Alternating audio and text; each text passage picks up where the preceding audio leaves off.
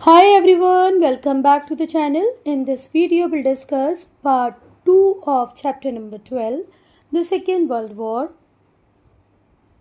बेटा पार्ट 1 के वीडियो में हम यहाँ तक डिस्कस कर चुके हैं और हमने वही सारे टॉपिक्स को डिस्कस किया है जो इस ईयर आपके सिलेबस का पार्ट है. ठीक है, बहुत सारा पोर्शन जो है इस चैप्टर का वो डिलीटेड है, उसको मैंने डिस्कस नहीं किया है. बेटा हम पार्ट 2 स्टार्ट करेंगे नेक्स्ट टॉपिक से, जो है अटैक ऑन पर्ल हार्बर. बेटा ये एक ऐसा इवेंट होगा जो वर्ल्ड वॉर 2 के लिए टर्निंग पॉइंट बनेगा. मतलब अब तक जो नहीं हुआ था अब आगे वो भी होगा वर्ल्ड वॉर 2 में. ऐसा क्यों? बेटा यूनाइटेड स्टेट्स ऑफ अमेरिका इस वॉर का एक्टिव मेंबर नहीं बनना चाहता था, इसमें पार्ट नहीं लेना चाहता था. उसका ये कहना था हम तो न्यूट्रल रहेंगे भैया, हम ना तो इनके साथ हैं ना इनके साथ हैं, हमारा कोई लेना देना ही नहीं है, हम तो वर्ल्ड वॉर 2 को नहीं लड़ेंगे. पर जब जापान अटैक कर देगा पर्ल हार्बर पे तो मजबूरन United States of America part बन जाएगा वर्ल्ड वॉर 2 का. और इस वॉर की दिशा और दशा मतलब डायरेक्शन पूरी तरीके से चेंज कर देगा, कंडीशंस पूरी तरीके से चेंज हो जाएंगी. जो अमेरिका था उसने एक ऐसी पॉलिसी को ऑप्ट कर रखा था जो बात करती थी स्ट्रिक्ट न्यूट्रलिटी की. ना ही तो हम जर्मनी के साथ हैं, ना फ्रांस के साथ हैं, ना ब्रिटेन के साथ हैं, हम न्यूट्रल हैं. जो अमेरिकन कांग्रेस थी उसने डिसाइड किया था कि वो पैसा उधार पे देगी, लीज पर आर्मामेंट्स देगी ब्रिटेन को और चाइना को. ठीक है, अमेरिकन कांग्रेस ने बोला कि हम उधार पैसा भी दे देंगे, लीज पे आर्मामेंट्स भी दे देंगे ब्रिटेन को और चाइना को. अब यहाँ पर पैसा तो नहीं लिखा है आपकी बुक में, तो सिर्फ क्या लिखा है आर्मामेंट्स. तो हम भी आर्मामेंट्स ही देते हैं, वो पैसे वाले कॉलम को हटा देना. अमेरिका ने कहा कि हाँ किसी कंट्री के साथ नहीं है, पर हम ब्रिटेन को और चाइना को अपने वेपन्स आर्मामेंट्स देते रहेंगे लीज पर. ठीक है, क्यों देते रहेंगे? क्योंकि उनका डिफेंस बहुत इम्पोर्टेंस रखता है यूनाइटेड स्टेट्स के डिफेंस के लिए. मतलब for the safety of United states the safety of Britain and China is needed, ऐसा था. ठीक है, चलो मतलब ब्रिटेन और चाइना को एक एंड पे बहुत ज़्यादा सेफ्टी फील कराई जा रही थी कि भाई आप चिंता मत करो, आपको जितने वेपन्स जितने आर्म्स लगेंगे वो हम देंगे. सेम चाइना के साथ था, ये दोनों इस टेंशन से मुक्त थे क्योंकि इनका supplier United States of America इनके पीछे खड़ा था.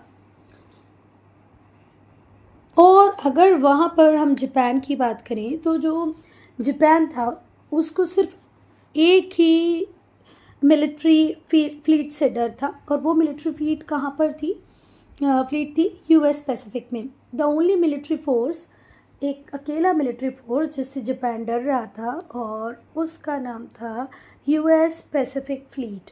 ठीक है, और ये कहाँ पर थी? पर्ल हार्बर में थी, हवाई आइलैंड पे पर्ल हार्बर में इस फ्लीट को रखा गया था. एक बहुत बड़ा जंगी बेड़ा पर्ल हार्बर में था. ठीक है, और पर्ल हार्बर कहाँ पर? Hawaii island. और इसी से डरता था जापान. तो क्या कहानी थोड़ी सी समझ में आई?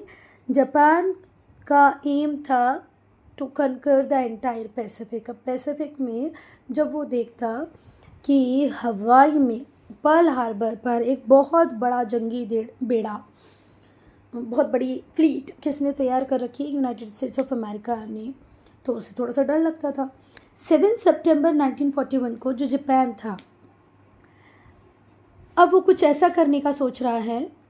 किसकी प्रीमियरशिप में, किसके गाइडेंस में? जनरल तोजो के डायरेक्शन में, कि भाई अब हमें अटैक कर देना चाहिए, और वो भी एरियल अटैक कर देना चाहिए. किस पे? पर्ल हार्बर पे. तो Japan under the premiership of General Tojo ordered a surprise aerial. और वो जो एरियल अटैक होगा वो बिल्कुल सरप्राइज होगा. मतलब यूनाइटेड स्टेट्स ऑफ अमेरिका वाले तो अंदाज़ा भी नहीं लगा पाएंगे. उन्हें खबर लगेगी कब? जब पूरा डिस्ट्रक्शन हो चुका होगा. तो जापान किसकी प्रीमियरशिप में? जनरल तोजो की प्रीमियरशिप में एक अटैक की बात करता है कि भाई ये अटैक सरप्राइज होगा, और किसके ऊपर होगा? पर्ल हार्बर पे होगा. जो बड़ा सा जंगी बेड़ा, बड़ी सी फ्लीट तैयार कर रखी है, उसको मिटा देना है. The battle ships were शंक. The important, बेटा जितनी भी बैटल शिप्स थी वो डूब गई. जितने भी एयरफील्ड्स थी उन्हें भी डिस्ट्रॉय कर दिया गया। जितनी भी वहाँ पर शिप्स थी वो पूरी डुबा दी गई। जितने भी एयरफील्ड थे उन्हें पूरी तरीके से डिस्ट्रॉय कर दिया। 3700 लोग मारे गए। और बेटा जो जापानीज़ थे उन्होंने पर्ल हार्बर पे अटैक तो किया, पर दो बहुत बड़ी गलतियाँ कर दी, क्रूशियल मिस्टेक्स जापानीज़ आर्मी ने की। अब देखो दो गलतियाँ क्या थी वो मैं डिस्कस करूँगी, पर उसके पहले थोड़ा सा सुन लो कि भाई अगर आप किसी को डिस्ट्रॉय करना चाहते हो तो उसको कम्प्लीटली डिस्ट्रॉय कर दो ना, क्या आदमरा करके छोड़ देना। वो कल फिर से उठेगा, फिर से आप पे अटैक करेगा, है ना। तो उसके उठने का कुछ वही मत छोड़ो, पूरी तरह ख़त्म कर दो। अब यहाँ जापानीज़ आर्मी से जो गलती हुई उसमें पहली गलती ये थी कि उन्होंने शिप रिपेयर फैसिलिटीज़ को डिस्ट्रॉय नहीं किया। आपने उनकी वहाँ रखी शिप्स को डुबाया, उन पे तोड़फोड़ की, पर जो शिप रिपेयर फैसिलिटीज़ थी उसको ख़त्म ही नहीं किया। अब जितनी भी शिप ख़राब हुई होंगी वो फटाफट से रिपेयर हो जाएंगी, क्योंकि शिप रिपेयर फैसिलिटी तो बढ़िया सी चल रही थी। इवन एक काम और उन्होंने ये किया कि जो यूएस कैरियर्स होते हैं उन्हें भी डिस्ट्रॉय नहीं किया। यूएस कैरियर्स बोले तो वो बड़े बड़े शिप्स जो एयरक्राफ्ट को कैरी करके ले जाते हैं, एयरक्राफ्ट को एरियल अटैक के लिए बेस प्रोवाइड करते हैं, उन्हें भी ख़त्म नहीं किया। बड़े बड़े शिप्स होते हैं ना जिसमें चल के रनवे बनाकर वो एयरक्राफ्ट वगैरह उड़ते हैं, तो उस यूएस कैरियर को भी ख़त्म कर देना था, उनने वो भी नहीं किया। तो जो दो महान गलतियाँ पर्ल हार्बर पे अटैक के टाइम जापानीज़ ने की वो ये थी कि उन्होंने डिस्ट्रॉय नहीं किया शिप रिपेयर फैसिलिटीज़ को उस बेस पर, और ना ही तो उन्होंने ये कोशिश की कि वो यूएस कैरियर को डिस्ट्रॉय कर पाए। तो लेगिस्टन और द एंटरप्राइज नाम के दो यूएस कैरियर थे जिनके ऊपर से एरियल अटैक बाद में यूएसए ने किए। इससे क्या हुआ बेटा, बहुत सारी जो शिप्स थी जो डैमेज हो गई थी वो फटाफट से एक्शन में वापस आ गई, क्योंकि उन्हें ठीक करने के लिए फटाफट से वहाँ पर फैसिलिटी मिल गई, क्योंकि शिप रिपेयर फैसिलिटीज़ को तो ज़रा सा भी नुकसान पहुँचा ही नहीं था। 8 दिसंबर 1941 को जो यूएसए था उसने वॉर को ज्वाइन किया और यहीं पे फुल स्टॉप लगा दिया जापानीज़ एडवांस को। जापानीज़ एडवांस को लिमिट करने के लिए, रोकने के लिए जो यूएसए था उसने वॉर को ज्वाइन कर लिया, और जहां यूएसए ने वॉर को ज्वाइन किया 8 दिसंबर 1941 को, वहीं से हम देखते हैं कि जापान अब पीछे की तरफ ही जाएगा, एडवांस नहीं कर पाएगा। Bombing of Hiroshima and Nagasaki, जो अमेरिका था उसने ऑफेंसिव प्रैक्टिसेस को स्टार्ट कर दिया था अगेंस्ट जापान। मतलब अब उनका गुस्सा ऐसा था पर्ल हार्बर के अटैक के बाद कि वो जापान को छोड़ना नहीं चाहते थे। तो जापान के ऊपर शिकंजा कसने के लिए सबसे पहले तो उन्होंने किया कि जापान के साउथ वेस्ट पैसिफिक में जितने भी आइलैंड्स थे उन्हें लिबरेट करा दिया, आज़ाद करा दिया। जापान का सपना था पूरे पैसिफिक पे कब्ज़ा करना, तो वो ये कर पाता उसके पहले ही उसने गलती कर दी कि पर्ल हार्बर पे अटैक कर दिया। अब यूएसए की आर्मी थोड़ी जापान को छोड़ने वाली है, तो यूएसए की आर्मी ने अब ऑफेंसिव प्रैक्टिसेस स्टार्ट कर दिया अगेंस्ट जापान, और बहुत सारे आइलैंड जो जापानीज़ कंट्रोल में थे, जो साउथ वेस्ट पैसिफिक में थे, उन्हें लिबरेट मतलब उन्हें आज़ाद करा दिया। किसके शिकंजे से? जापान के शिकंजे से। जो अमेरिकन नेवी थी और एयरफोर्स थी उसने जापानीज़ फ्लीट को डिस्ट्रॉय करना स्टार्ट कर दिया। जो अमेरिकन नेवी थी, अमेरिकन एयरफोर्स थी, उन्होंने जापानीज़ फ्लीट को डिस्ट्रॉय कर दिया। पर जो जापान था वो अभी भी ऐसे नहीं समझ रहा था कि कुछ गड़बड़ हो रही है मेरे साथ। वो अभी भी फर्मली, स्ट्रांगली बैठा हुआ था चाइना के मंचूरिया में और दूसरे प्लेसेस में। उसको ऐसे लग रहा था हाँ ठीक है यूएसए आप इतना कर सकते हो, करो करो करो, हम देख लेंगे अपने हिसाब से।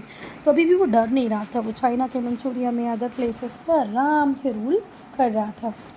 1945 में हुआ क्या बेटा, 1945 में जो जापानीज़ थे उन्होंने फिलीपींस में एक स्पेशल फोर्स को फॉर्म किया। ध्यान से सुनना, बहुत क्या बोलना चाहिए, क्रूअल फेस है ये जापान का, कि 1945 में जापान ने फिलीपींस में एक स्पेशल फोर्स रेडी की जिनका नाम है कामिकाज़े, द सुसाइड एयर कॉर्प्स। मतलब वो लोग जो खुद मरने को तैयार हैं जापान के लिए, ठीक है, the suicide air corps. Young Japanese pilots, बेटा सच में मुझे ये पढ़ के सही में अच्छा नहीं लगा कि भाई कोई अपने यंग बच्चों को ऐसे कैसे मार सकता है। तो बहुत सारे young Japanese pilot steered and explosive laden plane, जो उड़ा रहे थे एक ऐसे प्लेन को जिसमें बहुत ज़्यादा एक्सप्लोजिव गोला बारूद भरा हुआ था, और उसको अमेरिकन शिप के डेक से ले जाकर क्रैश कराते थे, मतलब टक्कर मार देते थे। Civilians too had been trained, और सिविलियंस को भी इसी तरीके से ट्रेन किया जा रहा था कि भाई अगर कभी ज़रूरत पड़े तो सारे वेपन्स हमारे सिविलियंस को, मतलब जनरल पब्लिक को भी यूज़ करना आ जाए।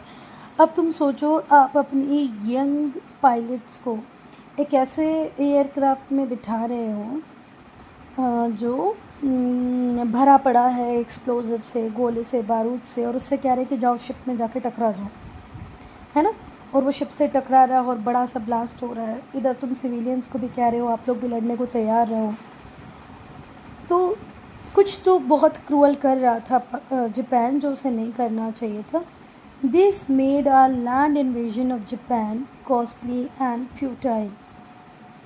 भाई इस तरीके से आप दूसरों की ज़मीन को हथिया भी लोगे तो एक तो ये बहुत महंगा पड़ रहा है, आपके खुद के पायलट्स मारे जा रहे हैं, आपके प्लेन्स को नुकसान पहुंच रहा है। दूसरा ये यूज़लेस है। फ्यूटाइल का मीनिंग होता है यूज़लेस, मतलब जितनी तो लैंड एक्वायर आप नहीं कर रहे हो उतने अपने लोगों का नुकसान कर दे रहे हो, अपने प्लेन का नुकसान कर दे रहे हो। तो बेटा यूएस की आर्मी जब ये प्लान बनाएगी कि जापान को हमें इन्वेड करना है, इसके बहुत पहले से ही जो यूनाइटेड स्टेट्स के साइंटिस्ट थे वो एक बहुत ही पावरफुल वेपन के ऊपर काम कर रहे थे, जिस वेपन का नाम था एटॉमिक बम।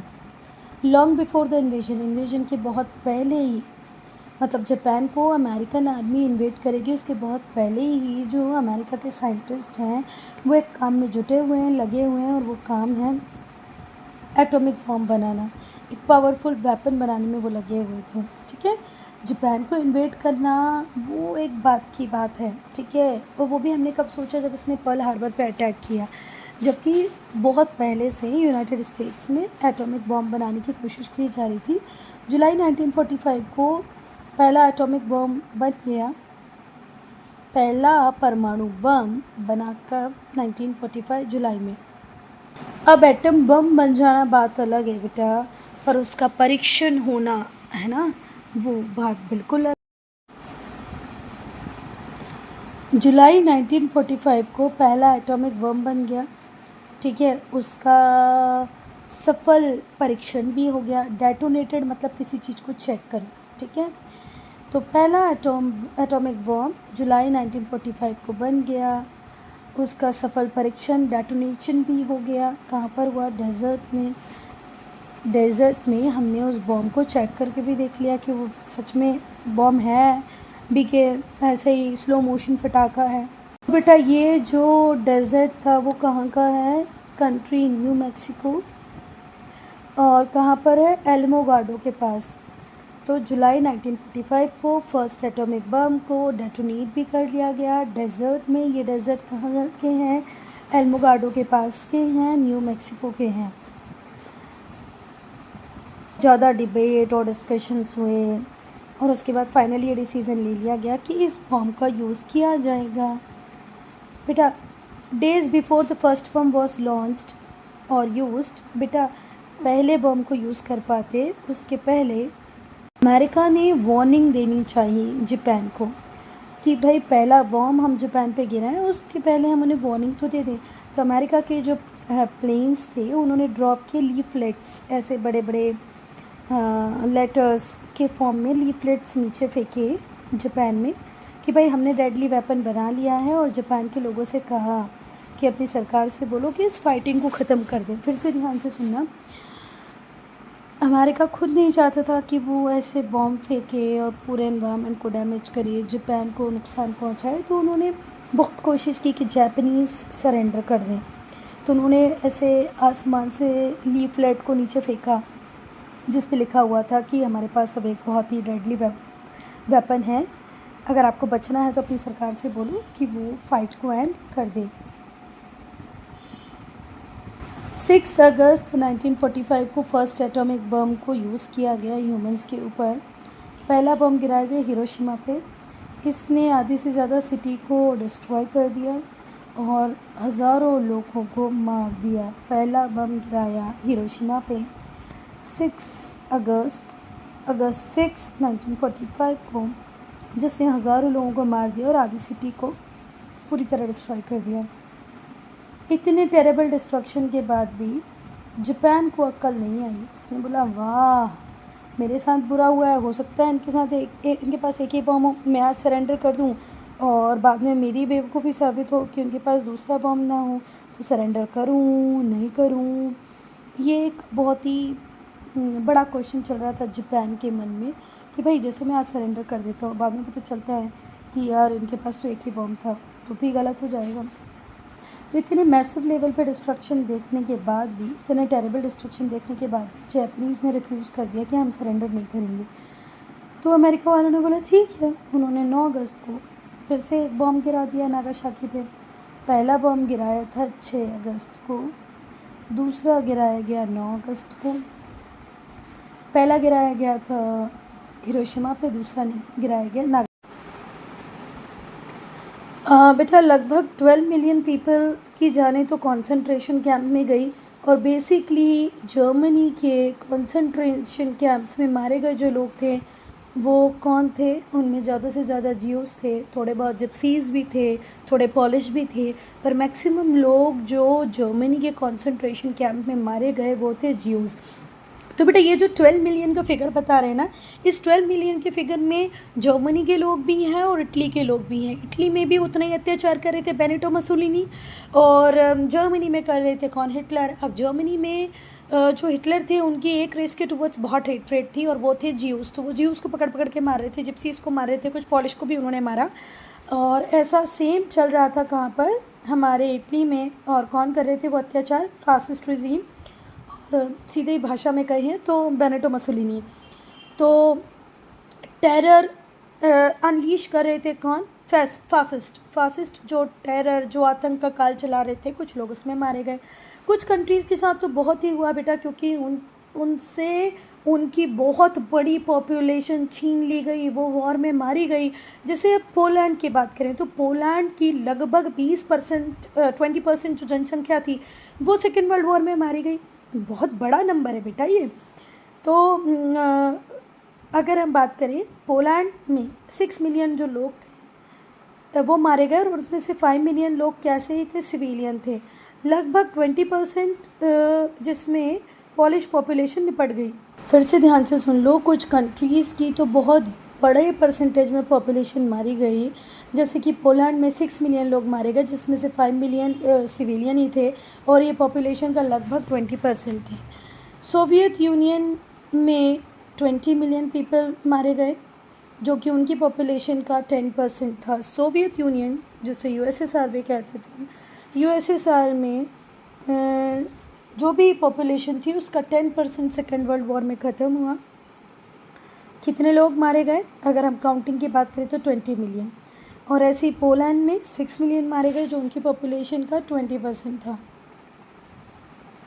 अब बेटा सेकेंड वर्ल्ड वॉर में जितनी भी कंट्रीज़ पार्ट ले रही थी, भले ही वो ब्रिटेन हो, फ्रांस हो, जर्मनी हो, वो वेरियस नेशंस जो पार्ट ले रहे थे किसमें? सेकेंड वर्ल्ड वॉर में, उन्होंने अपनी नेशनल वेल्थ का एक अच्छा खासा हिस्सा वॉर एक्सपेंडिचर के रूप में खर्च कर दिया, आर्म्स लेने में, वेपन्स लेने में, मिलिट्री एक्सपेंडिचर में, और बाद में उन्हें बहुत लॉसेस हुए। जो चीफ कॉलोनियल पावर थी का कंट्रोल ख़त्म हो गया बहुत सारी कंट्रीज़ पे। जैसे अगर हम इंग्लैंड की बात करें तो इंग्लैंड के पास उस टाइम इंडिया था, म्यांमार था, श्रीलंका था, ये सब के सब इंडिपेंडेंट हो गए, क्योंकि वर्ल्ड वॉर 2 के बाद ब्रिटेन के पास इतनी कंडीशन, इतनी पावर ही नहीं बची कि वो इतनी बड़ी बड़ी कॉलोनीज़ को संभाल पाता।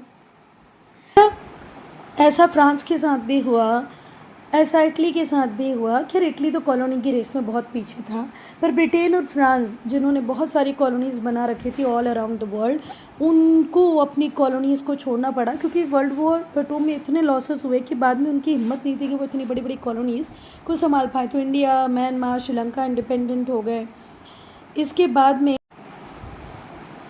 और बेटा बाद में जैसे इंडिया, श्रीलंका, म्यांमार ये तो हो गए आज़ाद। इसके बाद में एशिया की बहुत सारी कंट्रीज़, अफ्रीका की बहुत सारी कंट्रीज़ एक एक करके लिबरेट होती गई, किससे? इम्पीरियल कंट्रोल से। मतलब इम्पीरियल कंट्रोल ख़त्म होता गया और कंट्रीज़ आगे की तरफ बढ़ती गई, आज़ाद हो गई। अब हम पढ़ेंगे परिणामों को कि भाई सेकेंड वर्ल्ड वॉर के क्या कॉन्सिक्वेंसेस थे, ठीक है, क्या क्या हुआ, क्या परिणाम थे, क्या दुष्परिणाम थे, वो अब हम एक एक करके डिस्कस करेंगे। तो पहला तो हम देखेंगे defeat of axis power. Axis power हार गई। कौन कौन था एक्सिस पावर में? Germany, Italy, Japan. Germany, Italy, Japan, ये तीनों बेचारे हार गए। अप टू मिडिल ऑफ 1942 जो एक्सिस पावर थी वो बहुत बढ़िया कर रही थी। 1942 तक ऐसा लग रहा था जर्मनी, इटली, जापान ही जीतेंगे, पर शुरुआत अच्छी होने से क्या होता है, एंड सही होना चाहिए। तो शुरुआत में 1942 के मिडिल तक जो एक्सिस पावर थी वो रिमार्केबल सक्सेस ले रही थी। बड़ी बड़ी टेरिटरीज इन्होंने कैप्चर कर ली थी, यूरोप की, अफ्रीका की और एशिया की। बट जैसे ही 1942 का एंड आया और जितना भी कुछ इन्होंने हासिल किया था वो सब इनसे छीना जाएगा। और जो लहरें अब तक सपोर्ट कर रही थी किसको? जर्मनी को, अब लहरें इनकी अपोजिट डायरेक्शन में बहने लग जाएंगी, ठीक है। अब एक्सिस पावर जो शुरुआत में विजेता के रूप में उभर रहा था अब वो हारने लगेगा। नवंबर 1942 को जो अलाइड फोर्सेस थी, का अलाइड फोर्सेस में कौन कौन था? ब्रिटेन, फ्रांस, सोवियत यूनियन और यूएसए। बेटा 1942 के नवंबर में जो अलाइड फोर्सेस थी जिनमें था ब्रिटेन, फ्रांस, सोवियत यूनियन, इन्होंने अफ्रीकन टेरिटरीज़ को रिकैप्चर करना चालू कर दिया जो फ्रांस से छीन ली थी। किसने? एक्सिस पावर वालों ने, है। इटली और जर्मनी ने शुरुआती दौर में जीत हासिल की और शुरुआती दौर की जीत में इन्होंने फ्रांस की जो कॉलोनीज़ थी अफ्रीका में वो छीन ली थी। पर 1942 के नवंबर से जब ब्रिटेन, फ्रांस, सोवियत यूनियन ये साथ में आए और इन्होंने फिर तहलका मचाया और फ्रांस की जो लॉस्ट टेरिटरीज़ थी वो वापस रीगेन कर ली, रिकैप्चर कर ली। और इसके बाद फिर इन्होंने इटली के ऊपर विजय प्राप्त कर ली और फिर जर्मनी के ऊपर। तो पहले तो अफ्रीका की कॉलोनी वापस ली, फिर इटली के ऊपर विक्ट्री हासिल की और फिर जर्मनी के ऊपर। तो बेटा जर्मनी की हार के बाद जो अलाइड पावर्स थी उनका ध्यान जापान की तरफ गया। जापान एक टाइम में बहुत बड़े एरिया को जीत चुका था, ठीक है। कहाँ के? साउथ ईस्ट एशिया के। जो ब्रिटिश फोर्सेस थी उन्होंने किस किस को लिबरेट करा लिया? म्यांमार को, मलय को, फिलीपींस को और सिंगापुर को। मतलब ये इतना बड़ा पार्ट जापान के कंट्रोल में आ चुका था। क्या क्या जापान के पास था? सिंगापुर था, फिलीपींस था, मलय था, म्यांमार था। अब इसको जापान से वापस से आज़ाद कराया और आज़ाद कराने वाले कौन थे? ब्रिटिश फोर्सेस थी। क्लियर है? और बेटा पोट्सडम कॉन्फ्रेंस जो हुई वो कब हुई थी? जुलाई 26, 1945 को। तो जो अलाइड पावर्स थी उन्होंने जापान से कहा कि कृपया करके सरेंडर कर दो, पर जापान बोला नहीं, बिल्कुल नहीं, मैं तो नहीं करूँगा सरेंडर। जापान एक बहुत बड़े एरिया को जीत चुका था। ब्रिटिश फोर्सेस ने एक एक करके म्यांमार, मलय, फिलीपींस और सिंगापुर को जापान के चंगुल से छुड़ाया। फिर पोट्सडम कॉन्फ्रेंस होती है। पोट्सडम कॉन्फ्रेंस में प्यार से जापान को बोला गया सरेंडर। और ये पोट्सडम कॉन्फ्रेंस कब हो रही थी? जुलाई 26, 1945 को। पर जापान ने रिफ्यूज़ कर दिया। जापान ने बोला भाई मैं तो सरेंडर नहीं करूँगा। और जापान जब सरेंडर करने को रेडी नहीं हुआ, वो पैसिफिक में अपनी मनमानियाँ करता रहा, तो हमने देखा कि अमेरिका ने एटॉमिक बॉम्ब गिरा दिए हिरोशिमा पे और नागासाकी पे। जापान ऑफर टू सरेंडर और अब जापान से कहा गया सरेंडर करो। पोट्सडम डिक्लेरेशन की जो टर्म्स थी उसके अकॉर्डिंग आपको सरेंडर करना है और इस तरीके से वॉर ख़त्म हो जाता है। बेटा वॉर तो ख़त्म हो जाता है पर आप सोचो कि चारों तरफ ब्लडशेड है। जितनी भी क्रेडिटर कंट्रीज़ थी सारी डेटर बन जाती हैं, अच्छा खासा लोन उनके ऊपर चढ़ जाता है। तो मुझे एक बात बताओ कि अभी इकोनॉमी को रिवाइव करना, वर्ल्ड ऑर्डर को मेंटेन करना क्या इतना आसान था? और बेटा इसीलिए वॉर ख़त्म होने के बाद जो एक्सिस पावर्स थी उनको कुछ कॉन्सिक्वेंसीज को फेस करना पड़ा, कुछ कॉन्सिक्वेंसीज को झेलना पड़ा। मतलब अब एक्सिस पावर हार तो गई थी, तो ये तो एक बड़ी प्रॉब्लम थी कि भैया हम हार गए हैं, हमारी इकोनॉमी पूरी तरीके से ख़त्म हो गई। पर इसके अलावा भी बहुत बड़े बड़े चैलेंजेस थे, बड़ी बड़ी कॉन्सिक्वेंसीज थी जिनको झेलना पड़ा है किसको? एक्सिस पावर्स को। पहला, वर्ल्ड वॉर 2 के बाद जर्मनी को 4 हिस्सों में डिवाइड कर दिया गया और जितनी भी अलाइड पावर कंट्रीज थी जैसे ब्रिटेन, फ्रांस, यूएसए और यूएसएसआर, एक टुकड़ा इन चारों ने रख लिया और इनकी आर्मी को वहाँ डिप्यूट कर दिया। Each zone under the army of each allied powers, हर एक अलाइड पावर के पास एक जर्मनी का हिस्सा आ गया जिसको उसने उसकी आर्मी के भरोसे छोड़ दिया। वर्ल्ड वॉर 2 के बाद जर्मनी 4 हिस्सों में डिवाइड हो गया, एक ब्रिटेन का, एक फ्रांस का, एक रशिया का और एक यूएसएसआर का। सोच रहे हो जर्मनी जैसी कंट्री के लिए कितना बुरा लगने वाली बात थी कि भाई एक कंट्री को 4 भागों में डिवाइड कर दिया गया। इतने दुष्ट थे ये लोग। अब हार गए थे तो उनको उनकी स्थिति पे छोड़ देना था, पर नहीं, उसको 4 पार्ट में डिवाइड कर दिया। एक ब्रिटिश जोन, दूसरा रशियन जोन, तीसरा अमेरिकन जोन और चौथा फ्रेंच जोन। बेटा तो सबसे पहले हम लोग पढ़ेंगे जो फेडरल रिपब्लिक ऑफ जर्मनी था, जिसे एफआरजी भी कहते हैं और वेस्ट जर्मनी भी कहते हैं कॉमनली, उसको एडमिनिस्टर कर रहे थे यूके, फ्रांस और यूएस। कैपिटल किसको बनाया? बॉन को। और ये कैपिटलिस्ट आइडियोलॉजी का पार्ट बनी। ठीक है, फिर से ध्यान से सुनो। FRG, Federal Republic of Germany, commonly जिसे हम वेस्ट जर्मनी भी कहते हैं, इसको एडमिनिस्टर कर रहे थे यूके, फ्रांस, यूएस और इनमें ने कैपिटल किसको बनाया? बॉन को कैपिटल बनाया। और ये कैपिटलिस्ट आइडियोलॉजी का पार्ट बनी किसकी? एंग्लो अमेरिकन की और उनके एलाइज की। और इस ब्लॉक को कहा गया कैपिटलिस्ट ब्लॉक। प्राइवेट प्लेयर्स को मैक्सिमम पार्टिसिपेशन दो, कैपिटल इन्वेस्टमेंट प्राइवेट प्लेयर करेंगे, जॉब क्रिएट प्राइवेट प्लेयर करेंगे, इसी को कहते हैं पूंजीवाद, कैपिटलिस्ट इकोनॉमी। तो बेटा जर्मन डेमोक्रेटिक रिपब्लिक, जिसे जीडीआर भी कहते हैं और ईस्ट जर्मनी भी कहते हैं, उसको एडमिनिस्टर कर रहा था कौन? Soviet union. अब बेटा अगर ये जर्मनी है तो ये जर्मनी का ईस्ट होगा, ये जर्मनी का वेस्ट होगा। वेस्ट में हम लोगों ने देख लिया कि भैया फ्रांस भी है, ये ब्रिटेन है, यूएस है, और ईस्ट में कौन है? रशिया है, जिसे हम सोवियत यूनियन भी कहते हैं। क्लियर है? बर्लिन जो कैपिटल आज के जर्मनी की कैपिटल है ना, वो ईस्ट बर्लिन किसकी कैपिटल रहा? सोवियत यूनियन की। आज क्या कैपिटल है बेटा जर्मनी का? बर्लिन। उस टाइम में सोवियत यूनियन ने अपना कैपिटल किसको बनाया? East Berlin. तो जर्मन डेमोक्रेटिक रिपब्लिक जीडीआर किसके पास था? सोवियत यूनियन के पास था। और बेटा इनकी जो पॉलिटिकल आइडियोलॉजीज़ थी वो कम्युनिज़म से इंस्पायर्ड थी, कम्युनिस्ट रशिया से इंस्पायर्ड थी, तो ये कम्युनिस्ट ब्लॉक बना। इसको कम्युनिस्ट ब्लॉक बोल दो या ईस्टर्न ब्लॉक बोल दो।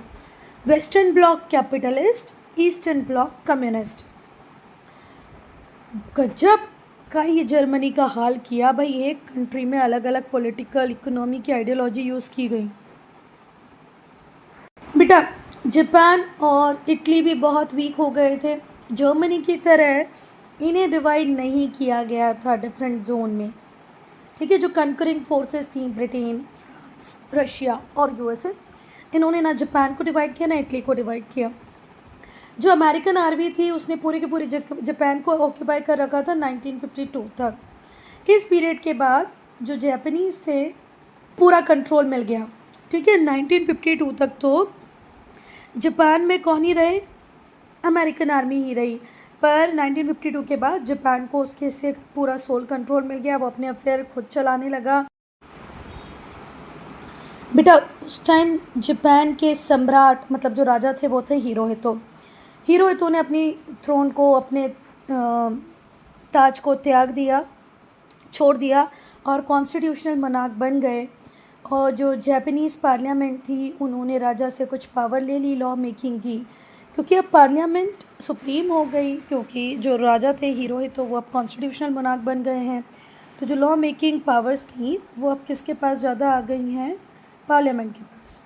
और बेटा जितनी भी ज़मीनें जापान ने एक्वायर की थी सिंस 1895, ये युद्ध होने के पहले से ही जापान ने इधर उधर जितनी भी ज़मीनें हथियाई थी वो सब उससे छीन ली गई। तो जापान के साथ भी बुराई हुआ। जापान को डिवाइड तो नहीं किया गया, ये ठीक रहा, पर 52 तक अमेरिकन्स रहे जापान में। फिर जापान कॉन्स्टिट्यूशनल मॉनर्की बन गई। जापान से उससे जीता हुआ उसका पूरा हिस्सा वापस करना पड़ा। उसने जो आसपास में कंट्रीज़ को जीता था, अपने एरिया को बढ़ाया था, वो सब उससे वापस ले लिया गया। बेटा अब हम सेकेंड पॉइंट को डिस्कस करेंगे, formation of UN. United Nations क्यों बना, कब बना, क्या बेसिक ऑब्जेक्टिव थे यूनाइटेड नेशंस के, अब हम वो डिस्कस करेंगे। तो बेटा हमने 2 वर्ल्ड वॉर की त्रासदी को झेला, हॉरर्स को देखा, ठीक है। उसके बाद हमने देखा लीग ऑफ नेशंस फेल हो जाता है। वर्ल्ड वॉर 1 के बाद लीग ऑफ नेशंस को बनाया इसलिए गया था ना कि वर्ल्ड वॉर 2 जैसी सिचुएशन नहीं आएगी, वर्ल्ड वॉर 2 नहीं होगा। फिर भी वर्ल्ड वॉर 2 हो गया, तो मतलब लीग ऑफ नेशंस फेल हो गया। इसकी वजह से 3 बड़े नेता आपस में मिले, जिन्हें बिग थ्रीज भी कहते हैं। रूजवेल्ट जो प्रेसिडेंट थे यूनाइटेड स्टेट्स ऑफ अमेरिका के, चर्चिल जो प्राइम मिनिस्टर थे ब्रिटेन के, और स्टालिन जो प्रीमियर थे कहाँ के, यूएसएसआर के। ये लोग कहाँ मिले? याल्टा में मिले। और कब मिले? फरवरी 1945 को। फरवरी 1945 को याल्टा में रूजवेल्ट, चर्चिल, स्टालिन मिलते हैं और ये कोशिश करते हैं एक कॉन्फ्रेंस रखी जाए, कहाँ पर? सैन फ्रांसिस्को में, और यूनाइटेड नेशंस के चार्टर को ड्राफ्ट किया जाए। They resolve to convene a conference of representative of all nations. सारे नेशंस के रिप्रेजेंटेटिव्स को बुलाकर एक कॉन्फ्रेंस कराई जाए। कहाँ कराई जाए? सैन फ्रांसिस्को पे कराई जाए, जिसमें हम यूनाइटेड नेशंस के चार्टर को लिखें। और यहीं से हम देखते हैं कि इन तीनों के प्रयासों से सारी कंट्रीज़ इकट्ठी होती हैं सैन फ्रांसिस्को में। इनिशियली 50 कंट्री इकट्ठी होती हैं सैन फ्रांसिस्को में और वो यूएन चार्टर को साइन कर देती है। और हम इंडिया, हम one of the founding member हैं यूनाइटेड नेशंस के। सो इससे एस्टेब्लिशमेंट हो जाता है यूनाइटेड नेशंस ऑर्गेनाइजेशन का। कब हो जाता है बेटा? अक्टूबर 24, 1945 को। हम नेक्स्ट चैप्टर में यूनाइटेड नेशंस को और ज़्यादा अच्छे से पढ़ेंगे, मतलब डीप में पढ़ेंगे। तो यूनाइटेड नेशंस कब बनता है? 24 अक्टूबर 1945 को। बेटा अब हम कोल्ड वॉर को डिस्कस करेंगे। तो जब वर्ल्ड वॉर 2 चल रहा था, सेकेंड वर्ल्ड वॉर के टाइम, यूएसए और सोवियत यूनियन एक ही टीम में थे और एक्सेस पावर के अगेंस्ट में लड़ रहे थे, है ना। इन लोगों के बीच में कोऑपरेशन था। पर जैसे ही वर्ल्ड वॉर 2 ख़त्म होता है, इनके बीच की जो हार्मनी होती है वो भी डिक्लाइन करने लग जाती है। मतलब अब ये दोनों एक साथ नहीं होते हैं, एक दूसरे के अपोजिशन में आके खड़े हो जाते हैं। जो पहले की इनकी बीमारी थी एक दूसरे के ऊपर शक करने की, इनमें जो आइडियोलॉजिकल डिफरेंसेस थे, यूएसए था कैपिटलिस्ट और सोवियत यूनियन था कम्युनिस्ट। दोनों ही इकोनॉमी की फ़िलॉसफी में ज़मीन आसमान का अंतर है। एक बोलती है गवर्नमेंट सब कुछ करे, गवर्नमेंट फैसिलिटीज़ दे, वर्कर्स के हाथ में पावर आ जानी चाहिए, और एक कहता है कि कैपिटलिज्म हो, प्राइवेट प्लेयर आए, है ना, ओपन मार्केट हो। तो यूएसए और सोवियत यूनियन की फ़िलॉसफी में जो डिफरेंसेस थे वो निखर कर सामने आने लगे, फोरफ्रंट पर आने लगे। जो इनको एक दूसरे के ऊपर शक करने वाला जो तरीका था वो वापस से हमें देखने को मिल गया। दोनों ही कंट्री कभी भी एक्चुअल फाइट में इंगेज नहीं हुई, दोनों के बीच में कोई एक्चुअल वॉर नहीं हुआ। पर बेटा कम्युनिज्म को आगे बढ़ाने के लिए जो रशिया कर सकता था रशिया ने किया, कैपिटलिज्म को बढ़ाने के लिए जो अमेरिका कर सकता था अमेरिका ने किया। और इस बीच ये होता था बेटा कि अगर इनके रास्ते कोई आता था तो ये उन लोगों को आपस में लड़वा देते थे, ठीक है। यूएसए और रशिया तो डायरेक्ट कहीं नहीं लड़े, पर बहुत सारी कंट्रीज़ को इन्होंने आपस में लड़वा दिया और ख़ुद फ़ायदे में रहे, वेपन्स वगैरह बेचते रहे उन कंट्रीज़ को, बेचारी छोटी छोटी कंट्रीज़ को लड़वाते रहे। The both countries did not engage in actual fight. ये दोनों ही कंट्रीज़ में कभी एक्चुअल फाइट नहीं हुई आपस में, ठीक है। पॉलिटिकल टेंशन एक्सट्रीम बनी रही दोनों के बीच में, पर कभी दोनों आमने सामने लड़ने ही नहीं आए। ये जो टेंशन थी दोनों कंट्रीज़ के बीच में, की वजह से दोनों कंट्रीज चाहती थी कि मैं स्ट्रॉन्ग, मैं ज़्यादा अच्छे हो जाऊं, दूसरा वीक हो जाए, दूसरा चाह रहा मैं स्ट्रॉन्ग हो जाऊं, पहला वीक हो जाए, मतलब ऐसे ही चलता रहा। तो ये जो स्टेट थी टेंशन की दोनों कंट्रीज़ के बीच में, इसमें हर साइड चाह रही थी कि वो ऐसे पॉलिसीज़ को डिज़ाइन करे जो अपने आप को स्ट्रेंथन करे और दूसरे को वीक कर दे। और ये जो कॉन्फ्लिक्ट चल रहा था बिना आर्म्स के, मतलब कोई गोला बारूद बंदूक नहीं थी, ना गोला था, ना बारूद था, ना बंदूक थी, ना तोपें थी, कुछ भी नहीं था। ठीक है, ये जो कॉन्फ्लिक्ट था ये बिना किसी वेपन के चल रहा था एक दूसरे के खिलाफ। इसी को क्या कहा गया? Cold war. कोल्ड वॉर को आप कैसे डिफाइन कर सकते हो कि भाई एक ऐसा एटमॉस्फेयर था उस टाइम में जहाँ पर कोई आर्म्ड स्ट्रगल नहीं हुआ, पर जो राइवल्स थे वो पीस मेंटेन करते रहे, डिप्लोमेटिक रिलेशंस भी उन्होंने रखे और हॉस्टिलिटी भी रखी। नफ़रत भी चल रही है, शांति भी है, चतुराई से रिश्तों को भी बना रहे हैं, डिप्लोमेटिक रिलेशंस भी आपस में इस्टेब्लिश किए हैं, पर यह है कि एक दूसरे का दोस्त नहीं है, जहाँ मौका मिलेगा वहाँ कुछ ना कुछ करने को रेडी थे। अब इस कोल्ड वॉर में क्या क्या किया इन लोगों ने? तो इन लोगों ने आपस में लगाई आर्म्स रेस। तुम मराइन्स सबमराइन्स बना सकते हो, हम भी सबमराइन्स बना सकते हैं। तुम जेट बना सकते हो, हम जेट बना सकते हैं। तुम ये वाला एयरक्राफ्ट बना सकते हो, हम ये वाला एयरक्राफ्ट बना सकते हो। तुम्हारे पास कितने न्यूक्लियर बम है, हमारे पास उतने न्यूक्लियर बम है। मतलब हर चीज़ के लिए कंपटीशन कंपटीशन और कंपटीशन। आपने ये वाला फाइटर जेट बनाया, हम ये वाला फाइटर जेट बना रहे हैं। अच्छा, वो मून तक पहुंच गए, हमें मून तक पहुंचना है। वो मार्स तक पहुंच गए, हमें मार्स तक पहुंचना है। भाई हर चीज़ में ये कंपटीशन करने लगे। तो कोल्ड वॉर में आर्म्स रेस इन्वॉल्व थी और इसमें ये ढेर बना रहे थे न्यूक्लियर वेपन्स का, कन्वेंशनल वेपन्स का, बड़े बड़े वेपन्स का ढेर लगाने लग गए। एक साइड का ढेर यूएसए का, दूसरे साइड का सोवियत यूनियन का। एक दूसरे के साथ मिलिट्री अलायंस बनाने लगे। एक ने वार्सो पैक्ट बनाया तो एक ने नेटो बनाया। अभी ये नेटो के पीछे तो लड़ाई हुई यूक्रेन और रशिया की, तो यूनाइटेड स्टेट्स ऑफ अमेरिका ने नेटो बना दिया। ठीक है, और हमारे रशिया ने क्या बना दिया, सोवियत यूनियन ने क्या बना दिया था, वार्सो पैक्ट। इकोनॉमिक वॉरफेयर करने लगे, एक दूसरे के ऊपर ट्रेड एम्बार्गोज लगाने लगे, टैक्स लगाने लग गए, प्रोपेगेंडा एंड प्रॉक्सी वॉर। बेटा ये एक दूसरे के साथ प्रॉक्सी वॉर कर रहे हैं, मतलब आमने सामने कभी यूएसए और यूएसएसआर नहीं आ रहे हैं, ठीक है, पर पूरी दुनिया को ये लड़वा रहे हैं। अब जैसे किसी कंट्री में ये देखते हैं कि कुछ लोग कैपिटलिज्म को सपोर्ट करते हैं, कुछ लोग कम्युनिज्म को सपोर्ट करते हैं, तो यूएसएसआर जो कम्युनिज्म को सपोर्ट करते थे उनके साथ जाके खड़ा हो गया, और जो कैपिटलिज्म को सपोर्ट करते थे उनके साथ यूएसए जाके खड़ा हो गया और बोलने लगे लड़ो लड़ो, तुम्हें वेपन्स हम देंगे, उधारी पे पैसा भी दे देंगे लड़ने का। तो सिविल वॉर जैसी सिचुएशंस अपोजिट साइड्स में क्रिएट कर दी इन सुपर पावर्स ने। वर्ल्ड वॉर 2 के बाद जो तो नई सुपर पावर बनी वो थी यूएसएसआर और यूएसए। ठीक है, चलें आगे। अच्छा बेटे, दोनों ही बड़े चतुर लोमड़ी टाइप थे, यूएसए भी और यूएसएसआर भी। इन लोगों ने खुद आपस में कोई लड़ाई नहीं करी, हमेशा डिप्लोमेटिक अलायंस रिलेशनशिप बना के रखे, है ना। मतलब कभी भी आमने सामने आके लड़े नहीं, एक दूसरे को हॉस्टिलिटी के साथ ट्रीट करते थे, नफरत ज़रूर करते थे पर सामने आके लड़े नहीं। इसकी वजह से हमने देखा वर्ल्ड 2 पावर ब्लॉक में डिवाइड हो गया। एक ब्लॉक ऐसा था जो यूएसए को सपोर्ट कर रहा था, दूसरा ब्लॉक ऐसा था जो उस टाइम की यूएसएसआर को सपोर्ट कर रहा था, मतलब आज की रशिया को सपोर्ट कर रहा था।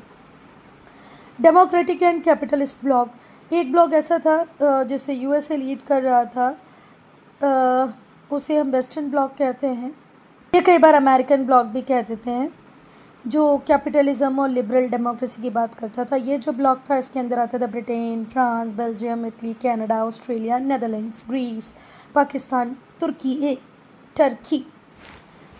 एक ब्लॉक था जिसे अमेरिकन ब्लॉक, वेस्टर्न ब्लॉक भी कहते हैं। इस ब्लॉक को लीड कर रहा था यूनाइटेड स्टेट्स ऑफ अमेरिका। ये लिबरल डेमोक्रेसी और कैपिटलिज्म, पूंजीवाद को सपोर्ट करता था। इस ब्लॉक में थे Britain, France, Belgium, Italy, Canada, Australia, Netherland, Greece, Pakistan and Turkey. They considered the political and social system of USSR objectionable. ये जितनी भी कंट्री थी इनका मानना ये था कि रशिया का जो यूएसएसआर का जो सोशल सिस्टम है वो ऑब्जेक्शनेबल है, डेंजरस है, यहाँ पार्लियामेंट्री डेमोक्रेसी के लिए कोई जगह नहीं है, इंडिविजुअल्स को लिबर्टी नहीं दी जा रही है।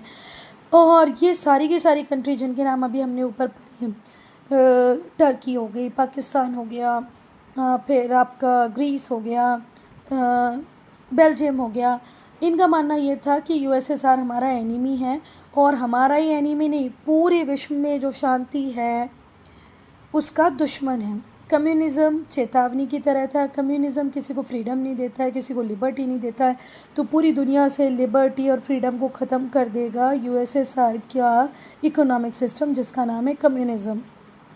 अमेरिका ट्राई कर रहा था अपने इन्फ्लुएंस को बढ़ाना, वो डिफरेंट कंट्रीज़ को बहुत सारी आर्थिक मदद कर देता, इकोनॉमिक एड दे देता।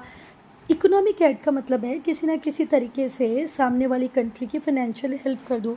जो यूनाइटेड स्टेट्स था वो फ्री वर्ल्ड का लीडर बनना चाहता था, ठीक है, और उसने समझा कि ये मेरी जिम्मेदारी है कि मुझे कम्युनिज़्म को बढ़ने से रोकना है, क्योंकि कम्युनिज़्म ऑब्जेक्शनेबल फ़िलॉसफी है, यहाँ लिबर्टी नहीं है, यहाँ फ्रीडम नहीं है ना, कोई भी कुछ भी ढंग का नहीं है कम्युनिज़्म में। तो यूनाइटेड स्टेट्स खुद ही अपने आप को चौधरी अपॉइंट कर लेता है और बोलता है अब मैं वर्ल्ड अफेयर्स को मैनेज करूँगा।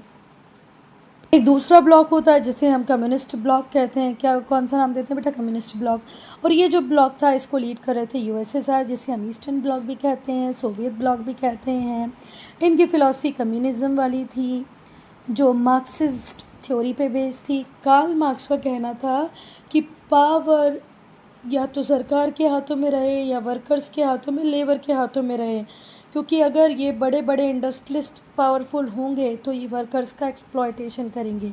तो जो सोवियत ब्लॉक की था उसमें जो कंट्रीज़ थी वो वेस्टर्न स्टाइल ऑफ डेमोक्रेसी को सही नहीं मानती थी कि भाई ये तो रिच और अपर मिडिल क्लास का ही काम है। अब बेटा यहाँ पर सोवियत ब्लॉक की जो कंट्रीज़ थी वो वेस्टर्न स्टाइल ऑफ डेमोक्रेसी को फार्स मानती थी, स्वांग मानती थी कि भैया इसमें कोई दम नहीं है, ये तो फालतू चीज़ें हैं, फैंसी चीज़ें हैं, रिच और अपर मिडिल क्लास के लिए बनी हुई है। इसलिए वो चाहते थे कि कम्युनिज़्म चारों तरफ फैल जाए, एक ऐसा सिस्टम बने वर्ल्ड में कम्युनिज़्म ग्रास रूट लेवल पे जनरल पब्लिक की हेल्प करे। तो ये चाहते थे कि पूरी दुनिया में कम्युनिज़्म फैल जाए। जो यूएसएसआर था वो चाहता था पूरे ईस्टर्न यूरोप पे पॉलिटिकल, इकोनॉमिक और मिलिट्री कंट्रोल यूएसएसआर का ही रहे। यूएसएसआर का ही मानना था कि ईस्टर्न यूरोप की जितनी भी कंट्रीज़ हैं उनके ऊपर पॉलिटिकल, इकोनॉमिक, मिलिट्री कंट्रोल उसका हो। जितनी भी कंट्री जो नाजी कंट्रोल से लिबरेट कराई गई थी यूरोप की, उन सब के ऊपर रशिया चाहता था कि उसका ही इन्फ्लुएंस हो। उसका ही इन्फ्लुएंस मतलब कम्युनिज़्म का इन्फ्लुएंस हो।